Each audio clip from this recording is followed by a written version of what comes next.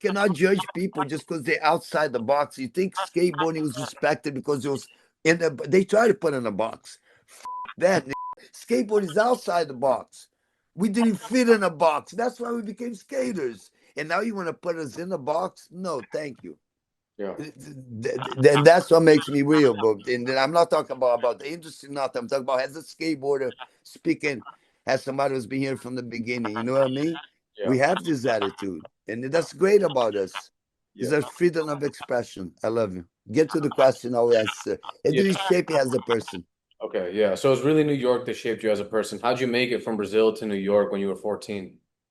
My father yanked me from my mom because I was ditching school, but also my mom let me do whatever I wanted. I lived with my mom, and it was you know those things like you got to be home at a certain time, and you cannot eat and watch TV. You cannot just like it didn't exist. And I had two backpacks. I told the story in language. So one backpack had a books.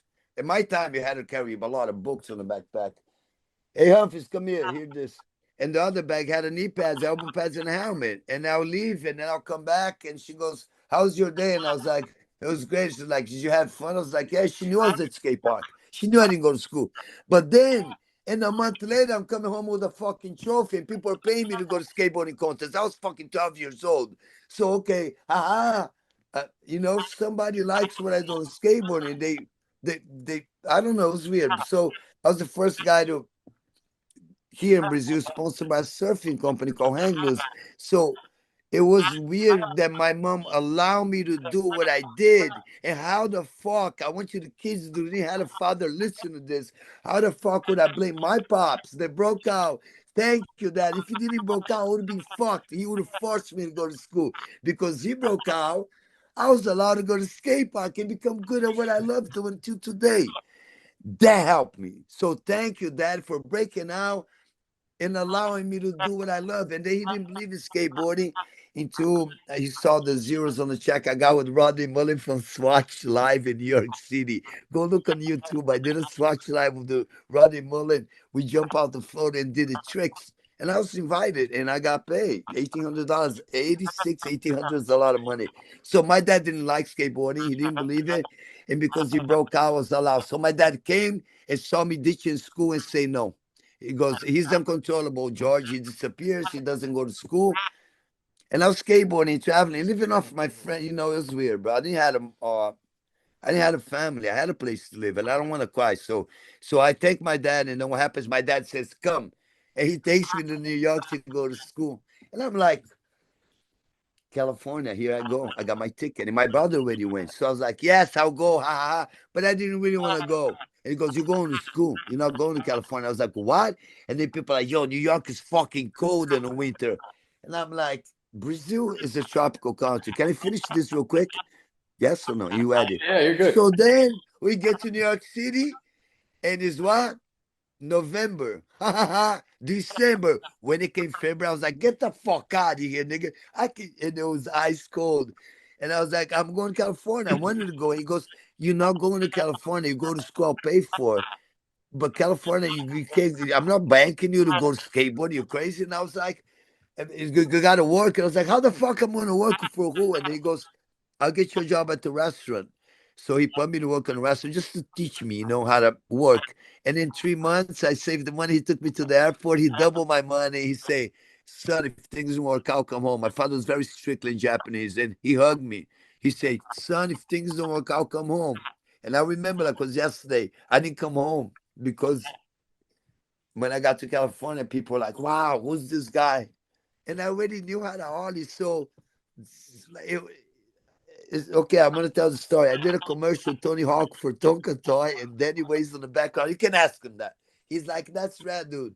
And the Tony was doing the doubles, and okay, I follow him, but then to ollie over the little matchbox thing that it goes like this. There was a rad skater. It was a remote control little fucking toy. It was whack, but this was in 84, 85, and I ollie over the whole thing. It's like, Harry, show me how to ollie that high. And the skateboarding went to the streets, and all the vert guys had to learn how to street skate. And here's Tony asking me, show me how to ollie that high. And I was like, yeah, you just got to scoop from the back. And like, it's bullshit because Mark doesn't scoop from the back. Scooping from the back is like putting your legs together. Boom. Mark does it with the open, like you know skateboarding, right? Yeah. So then I'm like, at the time, I'm like, yo, I want you to teach me how to ollie. Like, imagine this guy asking you that. At the time. I knew how to ollie, but I was just gifted at street skating in the beginning, and that's what was so supposed to be. So I got lucky. That's what I want to say. But I never thought that I was good enough to even be sponsored. You know what I mean? I saved my little money to go see those guys skating. I didn't know that I was gonna get rights from them from the contest, and I did well. But I don't know why I cried. I just cried because you made me remember of my dad. Like I said, my dad was a dick. He didn't like skateboarding. No, brother, he took you to the airport. He sheltered you. He got you the fucking plane ticket, and then you went. You know, and you got lucky. But and when I came back, it was too late. If you know what I mean, I was already fucking gone, brother. If Yeah. you give any skater money at the young age, in party and all that, you know the story, brother. I don't want to be another statistic. I'm just happy to be alive, but it really ruins you, bro. Like you're like, oh wow, my life is just this. This is fun. I can do this for the rest of my life. No, it's madness because we always try to updo, outdo. You remember what he said, right? All my idols were like crazy. Tony, I wanted to be crazier than them, and that's what cost. And he said, "Don't copy if you want to copy. If you be ready to pay the consequences." Tony Alva wrote that a long time ago in Skateboarding magazine, but it's weird because, like, if you look at Johnny Cash, Miles Davis, all the guys, my heroes, they were all like that, brother. Or no? I'll be honest. Miles Davis, Basquiat, all of them, brother. And Bruce Lee too, the Feathermans, everything. So I'm not glorifying, but those were the guys that I look up to. So I became that guy eventually, The OG came later with jail, but it's an image that skateboarding and us create, and then we have to live that image. Does that make sense? Yeah. I'm not the gangster OG, but I like animals. I like rice and beans. I love fucking like I'm a charismatic person, I like to hug my friends, brother. I'll be able to cry in front of you. But there's this persona like, yo, in Rikers, is you a different guy. You know what I'm saying? And skateboarding, you gotta give them what they want if you show up at an event. But I'm saying you gotta be that guy. They want to see. And then I'm not like I'm afraid I'm gonna lose my personality, but brother, I never like to be controlled on this shit, brother. Skateboarding is about freedom of expression. Do whatever the fuck you want. There's no rules. And this guy here, Forgive, told me that. Hey, Forgive. There's no right or wrong in skateboarding. Come here, it's true. There's no rules. And then when you try to put rules, you ruin this shit.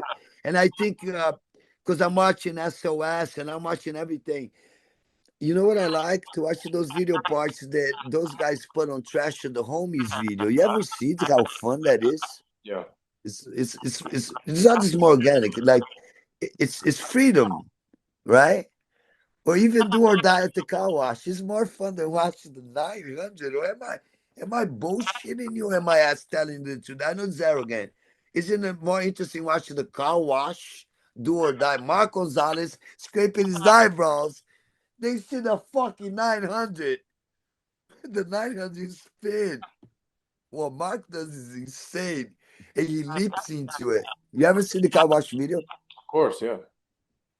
That is legendary till today. I think that's the most entertaining thing I ever seen in skateboarding. That defines the madness and the beauty of skateboarding. Cardio and goes at the car wash.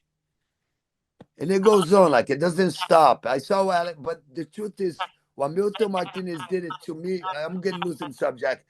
The 360 timing, Alex Midler. But Milton Martinez, he yanks and catches, and then he throws in. It's too good. He goes like this.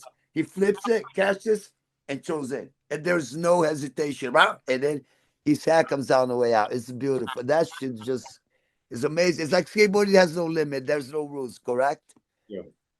And then going back to the subject, I went to New York because my father wanted me to give me a better life and put me to go to school. And Soho Skates and the Brooklyn Banks came later, bro. I gotta clarify this because everybody's talking about the Brooklyn Banks, the movie Kids. Let's set this shit straight, nigga. In the Brooklyn Banks, when Jimmy Gestapo told me to go, they had a banks under the Brooklyn Bridge. It was broken bottles, it was syringes, it was weird, but it was no skateboarding there. And then, yeah, the deepest side, but the lower side came later. But we're not gonna get into that. What is interesting is that there was nothing else to skate in the city. There was the bubble banks and this, but the Brooklyn Banks, like wow, and when it rained, it clear like the movie Taxi Driver. One day the rain's gonna wash all the scum off the sidewalk. When it rained, it got clear, and then yo, it was amazing. And the Brooklyn Max, you couldn't fall because you look like a mechanic, so you stay on your board. If you fall off the Brooklyn Max, you're gonna look like a mechanic. So that made me stay on my board. Then they go, Harry, show up all white like Dylan, and don't fall. Because my dad, when I worked for him, a lunch break, I swear all white. I go skate the Brooklyn Banks. That's the real story. But so when people say the Brooklyn Banks, this and that, there was the only place, like it was our skate park. And it's true what Leo said about the wall. And then they put a fence on the wall. But the wall rides, Freddie Gall, kickflip wall ride under the Brooklyn Banks. Look, 1994, sequence slap. Aha, got you. Hey, Freddie, what's up, nigga? He's going to watch this. You got Freddie already, right? Yeah, yeah. Freddie was the first guy I seen do Wally switch. Wally's Freddie was amazing. No, yeah, you can. I'm not exaggerating. Freddie come up. It was me, Mike, there. Freddie street skating, and you know Wally's right. He was doing switch Wally's coming out the side of the building, but wow, like so. Yeah, he was good, amazing. He was.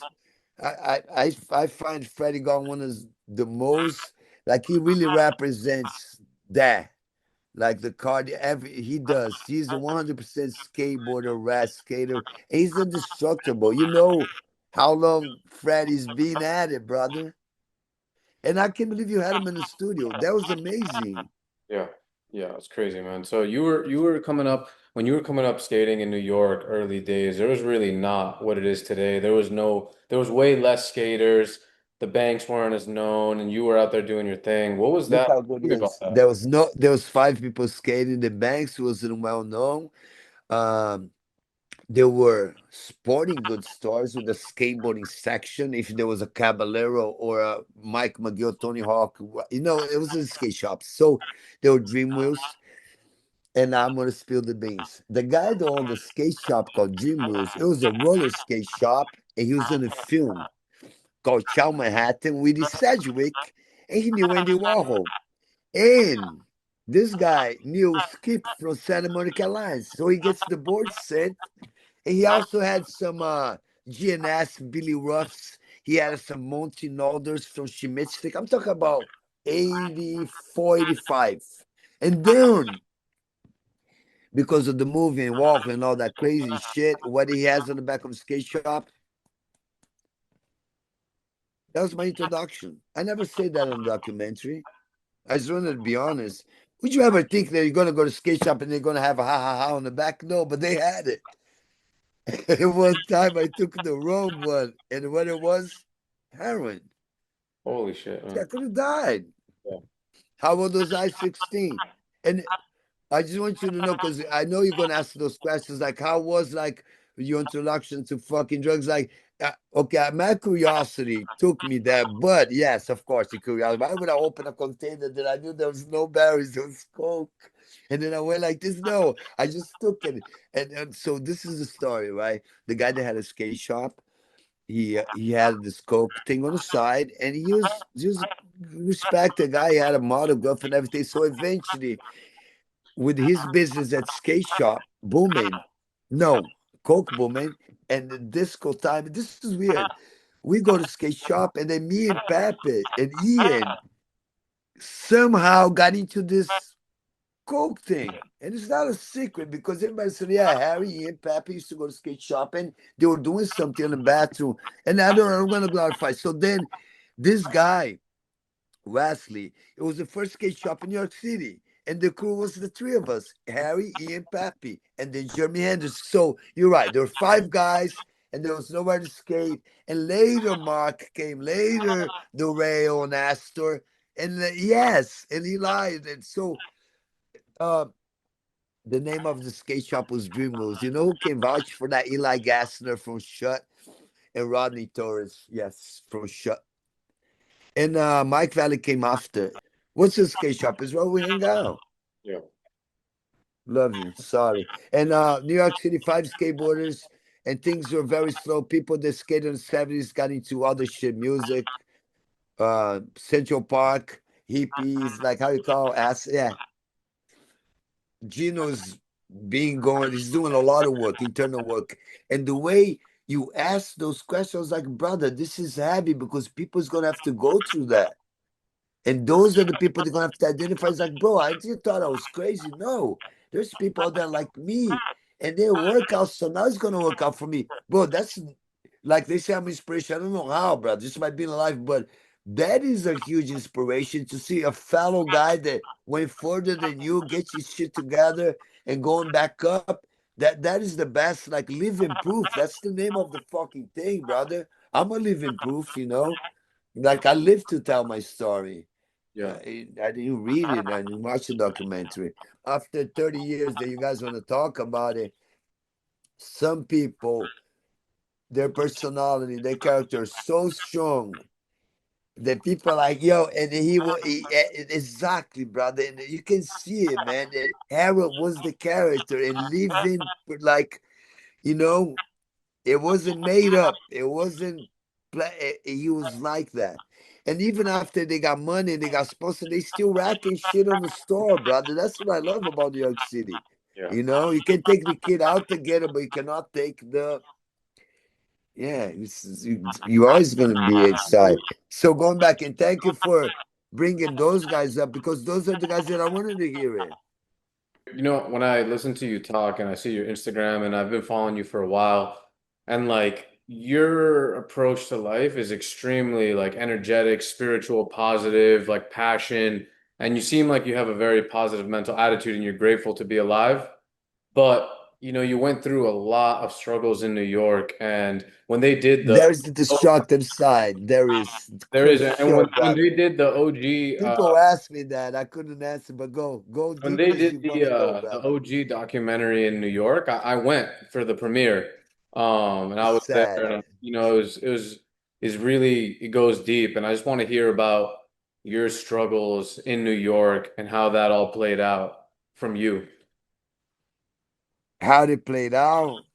If I make a long story short, in one sentence, I'll be like this. I'm just grateful that I made it to the other side.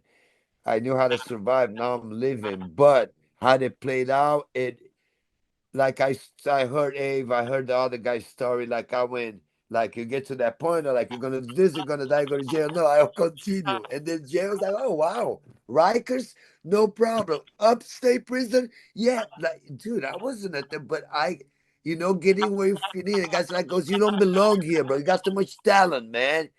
Fucking come to jail. Like I was laughing. I didn't know how to go to rehab, how they played out. I went to jail, nigga. And I get respect that in Rikers. Niggas couldn't do a day in Rikers, but niggas in PC. But that doesn't make me the OG. That was just my survival mode. But I was, you know what I mean? Like I was privileged in there, brother. Nobody like I had 50 packs of cigarettes and my locker stayed open all day. And I was like, yo, nobody's trying me. The guy, like, look who you hang in this fucking jail with all they had of the. The guys come in, man. The Italians ask me to eat dinner with them on the table. I go, yo, Harry. They don't ask nobody outside their race to eat dinner, but those guys love you, man. And I was like, I felt honored, bro. Like real gangsters in that. That's when he dinner with them, and I was like, whoa, and I did art. But what I was gonna say is this: I didn't know the other way. I didn't know about the rehabs. I didn't know about the meetings, and eventually I knew it. But then I got used to going to jail, and that is something that I'm not proud to say, but it worked for me, brother. I'm here, man. I'm living proof that fucking work. I can do 90 diamonds right now, but I ain't got this, but the heart's still good. Yeah. Okay, how they played You said out. you said It you took got me. you said you got used to going It to took jail. me What do you mean by 35 that? years. I think I lost 10 years altogether in skateboarding because of this bullshit, and I could never get it back. But going back to it, if I played the tape back, I got so blasted, so protected. And like the guardian angels were fucking on it, brother, because it's a miracle. I'm a living miracle. Because Harry, you're a living miracle, brother. I was like, you know, but I remember at the time, I was like, that's how it is, bro. That this is what I do, and that's how I'm gonna do it. And to me, it became like normal, you know. And it's like, Harry, you get out of jail, you go to Supreme, do this, and then you go back up, and then you run the streets. You know, it's like, wow, your gig, your 90 days gig. Listen to this. You want to hear the chill, nigga? He goes, Harry, your 90-day gig is up. Like you come home, hey, get Harry, he's out. And then 90 days, where's Harry? Where's Harry? And then it's like 60 months, 18 months, 27 months, and shit goes in, brother. So all that, oh, Harry came home, da da da. Cool. Yeah, thank you, man. I got a good genetics. You know, it's like it said, don't go just to the yard, nigga. Go to the library. You know, feed your brain too. I learned from the best in there too. Like I learned skating from the best. You know, Jay and Kosoy and Mark. But so without glorifying, I got luck. Even though that's the only thing I knew how to do. For me, it worked, man. I came out to the other side, brother. I ain't got no complaints. You know. I appreciate fucking having food on my refrigerator, you know. I appreciate having fucking keys, you know. I don't gotta pee in a cup. I got my freedom, brother, but I got my board, I got my health. You know, so how that played out, it made me appreciate life more. Being locked up makes you appreciate freedom more. I know why you asked me that, but that's what it did. Then that's why I'm grateful. It's weird, right? It's kind of complex, but it's not. It's very easy to understand, correct? Yeah. I had to suffer to appreciate this. Or like to be alive today. And the miracle is to be here alive talking to you, brother. That is the miracle, you know? And then tomorrow, I don't know.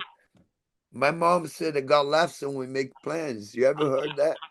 We Yeah. make all these plans, you know, and then here comes a tsunami. You said, Okay, not a you said that tsunami. you said that you at a certain point you got And by the way, nature comes back and shows us humans how insignificant we are once in a while by doing this. Yes. So, yeah, let's get to the question. How did yeah, you were saying that you eventually came a point where you got used to going to prison. What do you mean by you got used to going to prison?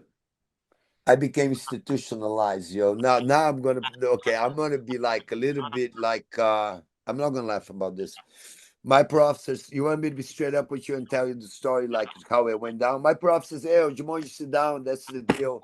You got a dirty urine again. I don't want to lock you up. You're not gonna go to program. You look like you got a lot of gigs here going on for you, but you have to abide by this, the curfew, that. He goes like this.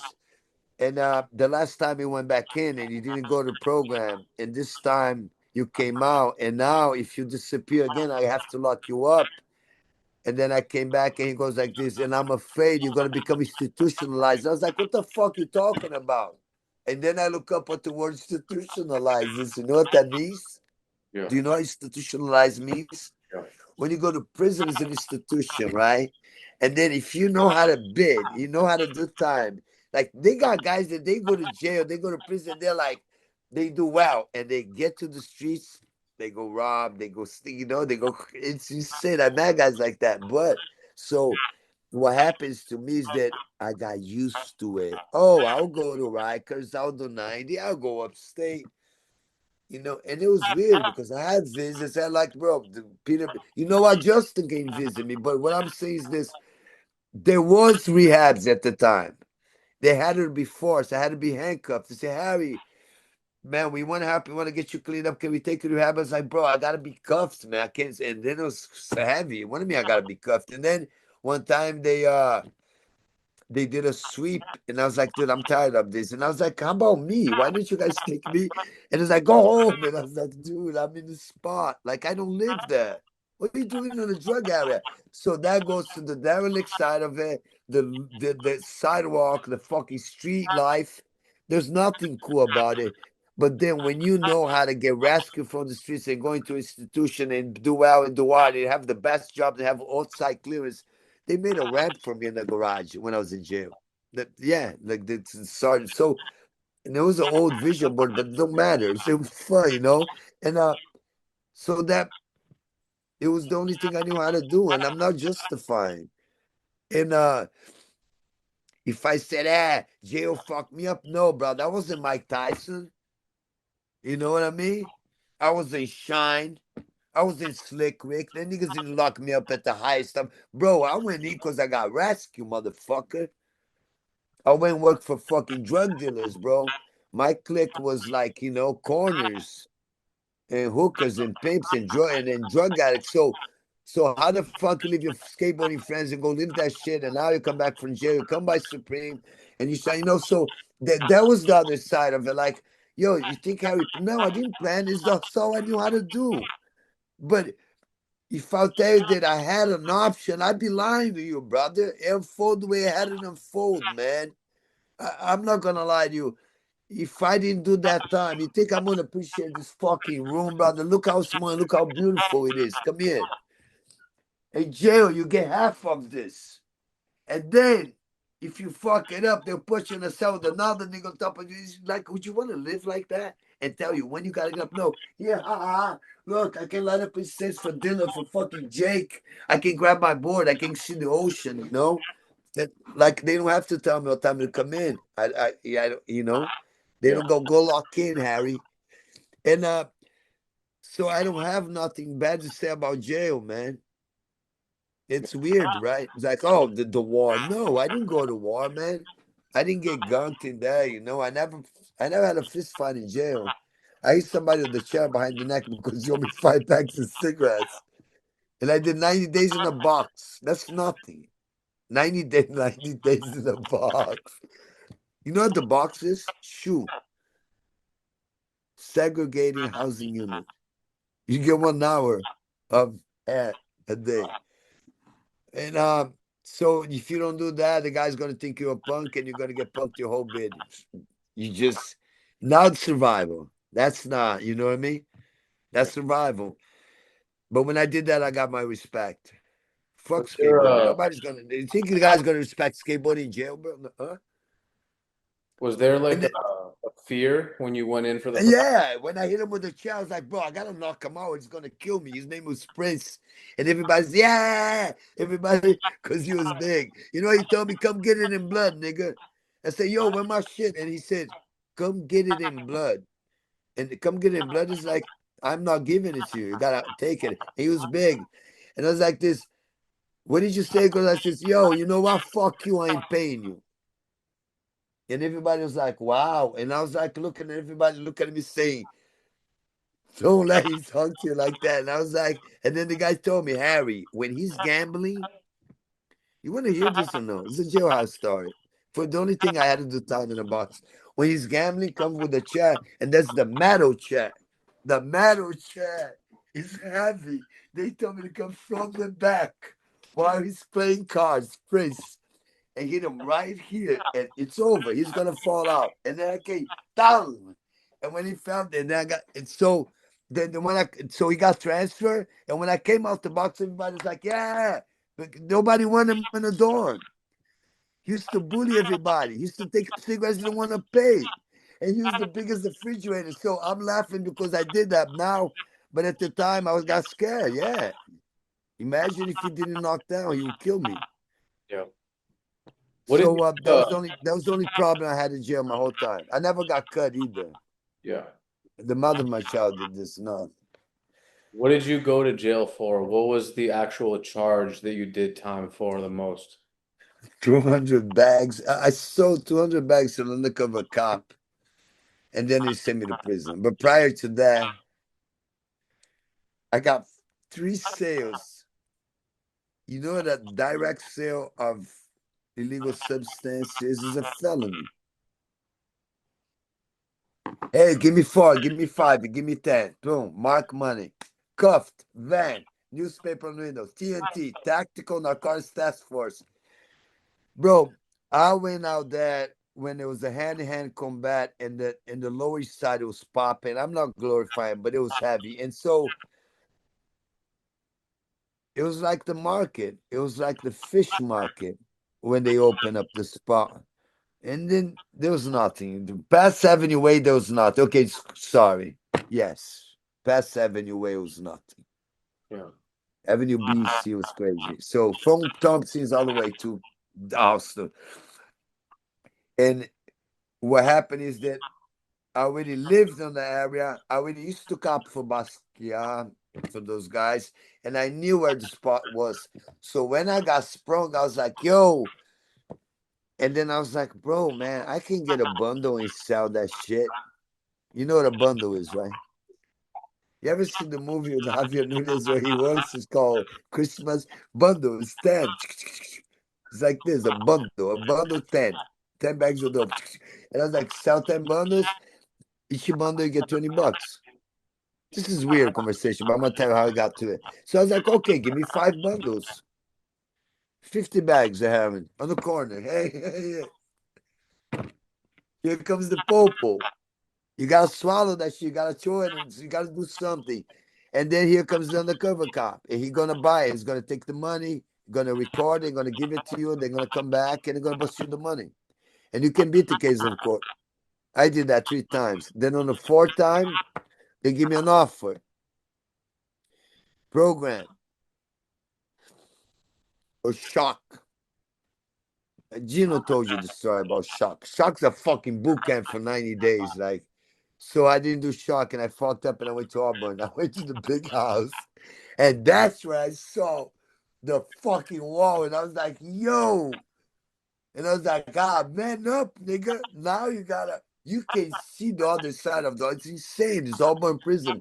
And then I don't, it's weird telling the story, but when I went to prison upstate New York, everybody was getting locked up in the neighbors and they was doing sweeps, right? So everybody already they're going to the system already knew each other from the streets. Did you know what I'm saying? Yeah. Like imagine grabbing a bunch of team of skaters and putting it on the same dorm. Like no, basically not in the same dorm, but so then people knew that I was good on the streets with the hand-to-hand combat, and I wasn't a snitch. And I was good and I knew how to carry a razor in my mouth and all that shit, but it was all up front because I had to protect myself. And then, so when I got to the system, I was respected. And then later they found out about my skateboarding. They're like giving me lectures about you don't belong here. You gotta, they bug out. They see me on the magazines when they saw me on the video, Carlos Santana, they bugged out with the Lauryn Hill. Imagine in the day room watching a video of you skateboarding in jail, right? Because it's not fun. But those guys are like, yo, it is him. And then here I go, yeah, it's me. Yeah. What the fuck you doing here? Yeah. Sorry, man. Like one time I was singing and there was an old man who would never say a fucking word, but I was singing Steve Wonder, and all of a sudden he started like humming and they go, Harry, that man haven't spoken a word in years. And then you see here he comes singing Steve Wonder. I brought some light to people in there. You know what I mean? I know how. And I used to do art. I'm good with my hands, right? Living proof, baby. Oh shit. You never seen this. No, I did it this morning. So You were in New York using drugs and going through the whole thing. How'd you end up getting clean? And also, as a part of oh that, Andy. how did Oh, you I get got into it? wait, hold on. Now yeah, Andy Kessler took me to a meeting. Okay, so the people that saw me when I was clean, they saw the light. They want that light closer, so they kept me close. And they say, Harry, if you want to stay clean, stay in the middle of the herd. You ever seen the elephants? The baby stays in the middle. When you first get clean, you got to stay in the middle of them. They will guide you, brother. When you don't know the way into the jungle, so living sober is like that. And then they started going to restaurants and they started going to movies and doing normal things. But I had a skateboarding. And then here comes the party of nights. I can't just like, you got to drink wine, bro. Why you drinking wine at the gallery? Listen, I didn't know. 20 years later, there's no escape from, man. The truth is the truth and the rest is bullshit. So this thing about the skateboarding that most of people see on Living Proof, the skateboarding, the image and the lifestyle, it is leads to that. And if you're lucky, you will dip and go or learn and break the fuck out. But there was a lot of people that got lost. I was one of them. Like, what happened to him? Yeah. And it's true what Abe said. You could have disappeared. Nobody will find you. People had to pay to find you again. There's no social media. There's no cameras. There's no cameras in the project. Like, yo, they pay $200 to find Harry in the projects. They say it was on the rooftop. Dude, that's insane. Like, see if Harry's drinking water. So when I go to this event at nights, I couldn't drink. And if I drink, I wanted to smoke. This is insane. I'm going to say, okay, so I had these people around me protecting me from my own self with the problems that I had. With the If I drink, I'm going to smoke. And then it got to a point where people got tired, but I don't know how they still, like, I remember a detective saying, Harry, you have a warrant. I don't want to take you to jail. I'll take you to the program. I'll call you up for officer. I'll buy you a crate of cigarettes. We'll take you to Chinese place. Come with us, man. Let me get you off the streets. My son knows about your story. He's a skateboarder. And I was fucking crying, man. Like, I was like, I can't believe this. A detective, undercover narcotics officer on the Lower East Side wants to rescue me. They show me that there's a better way to live, and I'm here in the fucking, I'm in the building selling crack. This is insane. So there was always open doors. It wasn't like I didn't have nobody. I had everybody trying to help you. I had a lot of people wanting to help me, brother. A lot, a lot. And that's where the tears comes from. It's like, bro, I didn't think I was worth the saving it. Now I know because I'm here living proof. Where am I wrong? No, you're right. I was worth saving it. I wasn't a bad guy, but I wasn't a victim either. I went further the point of no return when people going to that. Oh, you hit that point or it's jail, or then I continue. You know, you hit jail or this, I continue. Okay, let me. Jail door open. Okay, I shouldn't laugh, but you do know what I mean. I went further. I was listening to the other guys. You hit a point in life where you go, you do this or you're gonna die. If your doctor say, yo, stop right now, drink, you're gonna you do. But then that thing about jail, the guy Harry, I got scared to go to jail, so I went to rehab. I was like, wow, I went to jail and I liked it, but I never went to rehab. I never tried. And when I tried rehab, I was like, too many rules. He was like, what you mean? I did whatever the fuck I wanted in jail. I went to the kitchen. I used to cook it. Dude, I had the keys to the kitchen. I ran shit in jail. In rehab, dude, there's a structure of people that you got to listen to. You're told what to do the whole time. Make your bed and this. So the thing that I say about being institutionalized is not bullshit, but it's real. I can do a bit in jail and do fine and come out there healthy and 100% back to life in 90 days. But if I go to rehab for 18 months, I'm gonna get out there pissed and I'm gonna be like, I'm gonna find an excuse to get thrown out. I know how to get out of rehabs. You get thrown out or you cause and then you don't leave. You get thrown out. And then your PO has to find another place. And then the moment he's finding another place, you go do what you gotta do. Dude, that became a routine. So that played on for 7 years and done. Thank God. So I knew how to survive and now I'm learning how to live. Why do you think you got into drugs in the first place?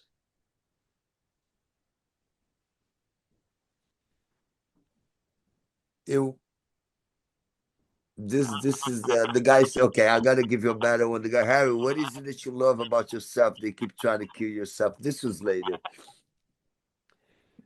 The woman asked, I remember, did you drink to have a good time or you drank to get fucked up? And then I was like, I don't like beer. I never liked the taste of beer. Till today. Want to hear the truth? I was like, answer. I drink to get fucked up. Smoke the weed. I didn't know about these other things. Correct. And then sniff coke. Then here's the gap, okay? Here's the man going to the moon, okay? Jimi Hendrix, Basquiat. Then the guy said, I want to give you the description what is mixing heroin and cocaine. And you want to hear it? You take the Empire State Building elevator, go all the way to the top floor and cut the cable. And then this will fuck your heart up and you die. And there goes Legend 3027 OD. But listen, there's more. When I mix these things, I was like, I was already lost in it. I got addictive. And I didn't know it was going to take me to like 20 years later. I figured I didn't want to. Okay, that's the good part of it. I was too much of a punk to OD on heroin. I knew that if I jump off the Brooklyn Bridge, I was going to survive and they're going to lock me up at Bellevue. Look at how good this is. And it's real. I knew it in my heart, in my soul. And I knew that there was a better way to live. The Andy showed me. The people showed me that what Ave and everybody's doing at the meetings. And you work on yourself and you do the steps and you go to meetings. But and say, I don't know what works for you, Harry, but the meetings work for me. But try something different. If you do what you always did and get you always got, and your high is never going to be the same. So it is. It comes to that.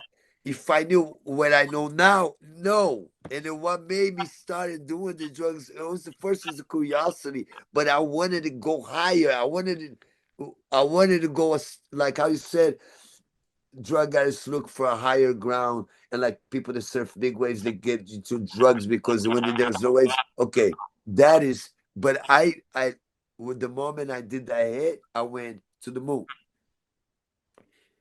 and then I came back but I want to keep staying at the moon and every time I try to go to the moon I come back and you heard that story right and it got to the point of like I knew okay I was just going to the moon for 5 minutes and then I stay on the moon for like I stay between, like it's suicide. You don't go and you don't stay. You stay in the middle. I stay stuck. And I in the beginning it was curiosity. I'll tell you what, the girl said like this, Harry, I don't have it, but I have this. And I was like, what is this? And she put it on the thing. This is 1986. She put it on the glass thing and went like this. And then I was like, let me try. And I went like this. And the first thing I did, I took the money out of my pocket and went like this. You want to hear the story? The first thing I took, they got hooked on it. I went like this. Let's get more. And it was a never ending more. The name of the thing is not even Coke, it's more, more, more, more, more. It's weird. So the dog chasing, and then but it took 10 years, man. This is okay, between jail and okay, I'll tell you what it is. I did more time in jail than I did on the streets. That makes sense. But they don't say that on the documentary because I don't know. She Does that make sense? I Yeah. stay 90 days, I get high, I go up for 18 months. Yeah, yeah. Like I'll go high for 90 days, but okay.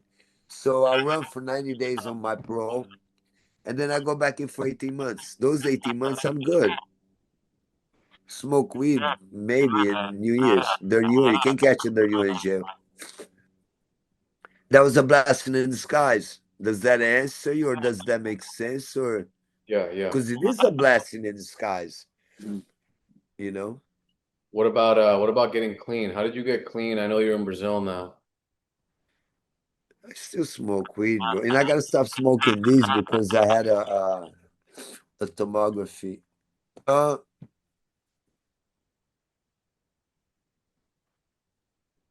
I don't, I don't have the same desire. It doesn't. A meal looks better to me. Watching a podcast is more entertaining. Like I lived in New York City for too long, bro. It was every day was like every day is a party in New York City, 24 hours. I got lucky coming to Brazil, but what I wanted to share with you is that the the recovery and the sobriety and the steps and the meetings and is the only thing that work for most of them. Like everybody's telling the sky is blue. So what I learned from those people on those rules will guide me to today. And it's bigger than your conscience because it's true. Once you hear the message, like once you're a kid and the mother, son, this is gonna happen, and you see it happen, you go, wow. So now you respect it, right? Because you saw what happened. And then like living proof. I saw a lot of people dying, brother, and that was it.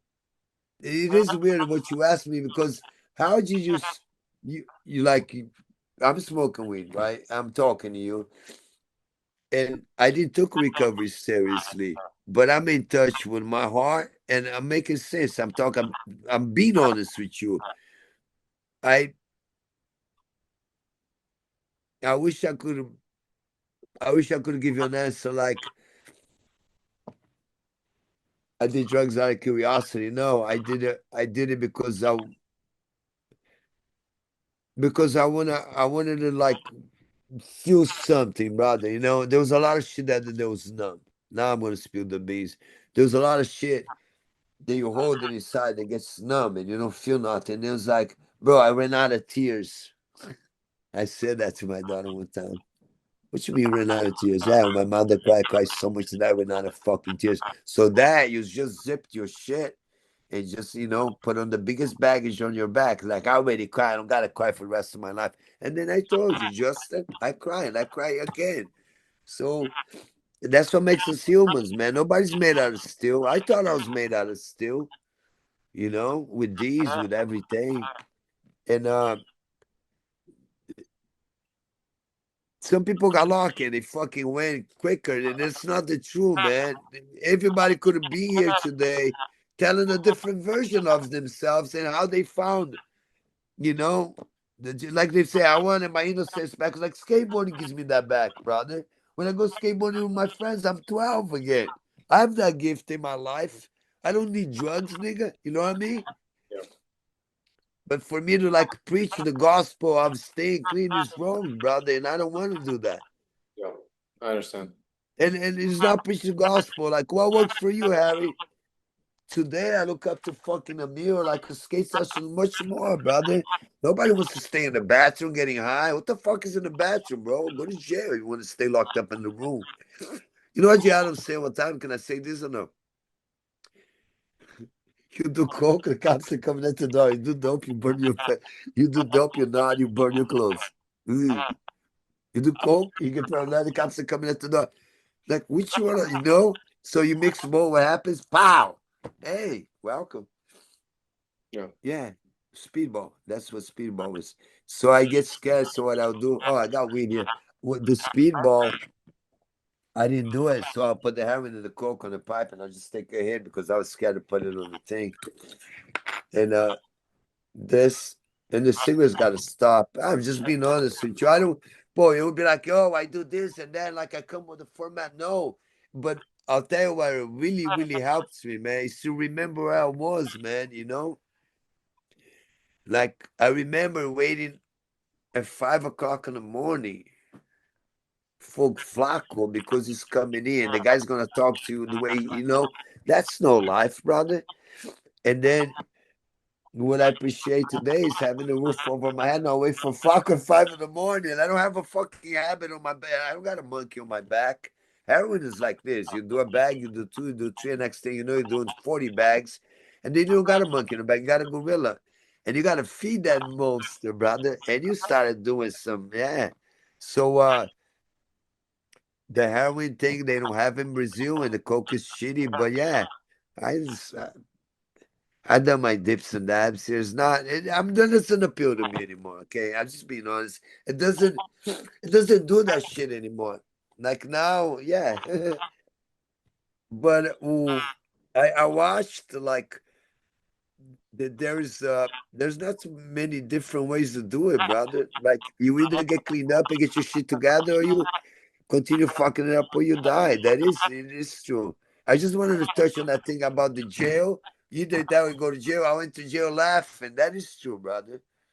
And it wasn't funny, but I have the photo ID from Rikers. You want me to show you with the Supreme Bar logo shirt, laughing with a nice haircut, like I'm in Rikers, I'm back home. That wasn't funny, but that's the mode I had. And my mother said, "You're gonna cry, but might as well laugh because if you know you're gonna cry." yeah, You think Rikers is a place to be laughing about? You won't be laughing in Rikers Island. You ever heard that rhyme? You won't be laughing in Rikers Island. You won't be smiling in Rikers Island. I get to Rikers, like, oh, daddy's home. Where's my shit? Like in the kitchen, you know? That jailhouse mentality. Yeah. I'm not jailhouse nigga, bro. Skateboarding is great. I got friends. I got a life out there. But then when I got on that survival mode, I go to jail. And then when I get to jail, it's comfort because I'll stop getting high. That is the truth. And I'm not ashamed to say that because it worked for me. Um, what is That's my clean time. what's important for you today? What makes you happy? What do you think success is for you? I love your questions. Well, I'll touch back on the thing about the health, the breeding, the friendships, who you surrounded, but how it could always be worse and how there's nothing guaranteed in this life. And you gotta just value, brother. I don't know. My mother was saying the thing that I tell people sometimes to throw your shoes under the bed. And I was like, for what? Because when you throw your shoes under your bed, you got to get on your fucking knees when you wake up in the morning. When you get on your knees, you thank God that you're fucking alive. I thought that was great. It's like to start the day like that, not making the bed. People has their little coffee and incense, but and every day is a blessing. It is. And now that I'm not crying anymore, and I'll be able to talk to you without falling apart because I fell apart. I fell apart I fell apart. Like I started crying, I couldn't stop.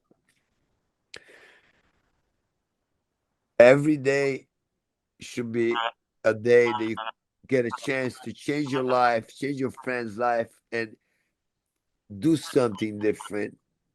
Yesterday, you cannot do it. Today, you got it. Tomorrow's not here. But today, me and you here at this moment doing this, it changed the day. That's all we got. And to be here, now here's my part. To get here from where I was and what I did to get here is a living miracle, brother. You say, leave it up to me while I believe in proof. You see, you're a living miracle. You're a living miracle. Yeah, should be that. And then here it goes. Yeah, it's not there's something bigger waiting for it. So it's like there's there's a lot more light than darkness, brother. You know, my my yeah, and I went all the way down there to the bottom of the fucking beyond the gutter, beyond the hole. And that light just kept getting brighter. And when I'm like with you or people skateboarding, that light is really lit. I don't know how, you know. I'm not that much of a social person when I'm high. I like to be alone. I get kind of weird. I don't enjoy getting high anymore. Yeah. But it cost me. No regrets, man. Because it made me. If I didn't go through everything I went through, like that thing about my father splitting when I was a kid, and thank God, thank you, Dad, because then I could do what I wanted to do with skateboarding. It is true. How the fuck, It's like you could, oh, if I could, yeah, I could have, if I could have changed something, I would bring my mom back, brother. But the rest of it, no. You know why? They wouldn't have the same. Yeah, and then they said that you don't write the fucking book. You don't write the script. You hear me? Yeah. They said that you don't write the script, and then she said you're just a passenger on the bus. Thank God that he gave you a window, sit by the window, and you can, you know what I mean? I ain't driving the bus. You ever see Flight Club? They say let go of the steering wheel, Yeah. brother. Yeah, people try to control everything, but the answer to your question is this. That's what makes me happy, like the simple things, because all that shit that glitters is not gold to me anymore, And I talked to us about this thing, and like when the judge said, "I'm going to give you 10 years, bro," the man's heavy, man. It's like no, you can't snitch. Like, yeah, 10. Hold the stand here. Hey, Harry, can you hold 7? They didn't give me 7. They gave me 36 months. In 18 months, I was out. But you know what I mean? I became institutionalized. So I was like, no. I was like, I, I, I, I knew how to jail. I didn't know how to do nothing else, motherfucker.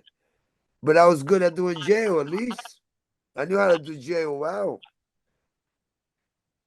Sorry, just being honest. But there were options, there were rehabs, and there were people helping me. So I don't want to lie to you. But if you want to finish this some other time, you know what I really wanted to answer you that was hard for me to answer? I don't know what made me. If I could say one thing that would have changed, like never try this fucking crack cocaine, brother, because it's gonna take you to hell.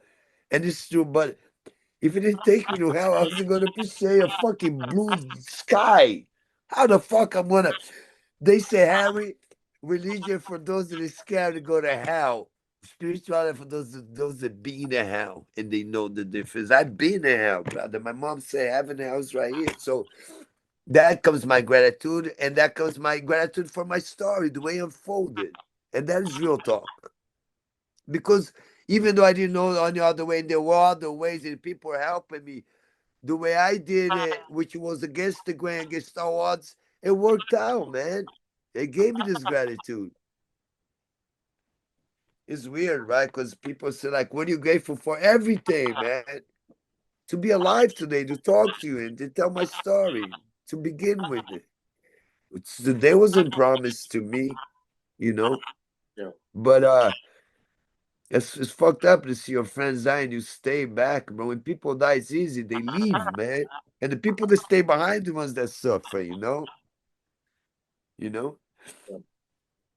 And when people say, oh, Harry, they want to sell your shit on eBay, they're waiting for it. It's like, I'm not dying. You can sell on eBay. It's not worth nothing. And I'm not Basquiat, bro, but I got an ill handwriting, nigga. We get to that. Should get to that. You ever see my handwriting?